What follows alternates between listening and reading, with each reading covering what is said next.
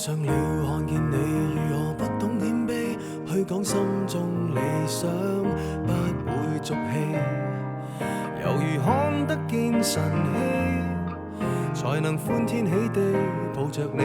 你有冇超能力、特異功能嘅呢？我相信你冇。咁你有冇諗過，你可唔可以改變周圍嘅環境、氣氛、身邊人嘅態度、思想等等呢？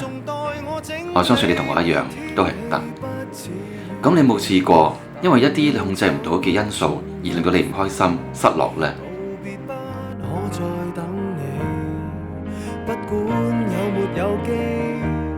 其實有冇諗過，你唯一可以控制到嘅係你面對呢啲事嘅態度同反應。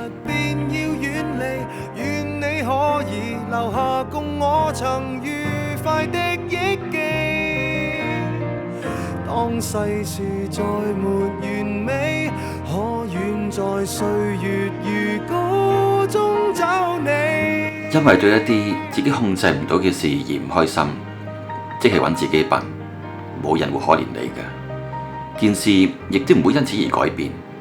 你可以選擇唔開心屈到病，定係處之泰然 Life goes on 呢？完全在乎你自己嘅啫。所有道理，何時放鬆我自己，才能花天酒地抱着你。我說過如何一起高飛，這天只想帶走，還是你如重溫往日遊記，但會否疲倦了嬉戲？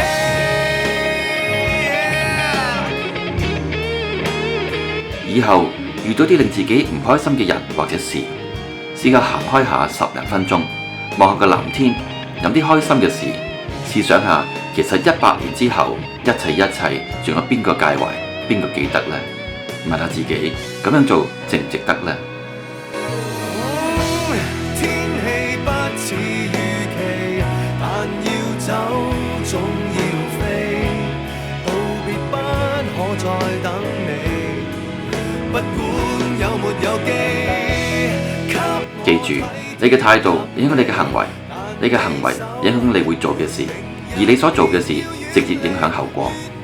所以要學識控制自己嘅情緒同自己嘅態度，要活出正能量。